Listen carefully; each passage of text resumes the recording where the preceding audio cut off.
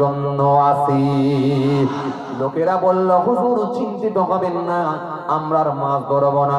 তারা দরিয়ার ধারে বড় বড় গর্ত করে দিয়েছিল, আপনাদের জানা আছে।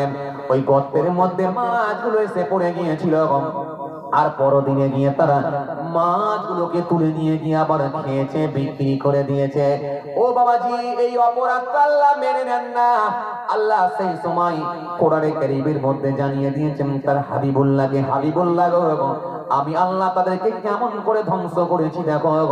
যখন তারা এই অন্যায় কাজ করলো, আমার হুকুমকে অমান্য করলো, আমার আল্লাহ কোরআনের মধ্যে দিলেন, কুনু কিরাদাতান খাসিন, সম্মানরে পরিণত হয়ে যা। চলেন, অনেক লম্বা কথা, ওইদিকে আমি যাচ্ছি না। আমি যেটা বোঝাতে চাইছিলাম আজকে আপনাদের সামনে যে আলোচনা, ইনসাফ, বিচার।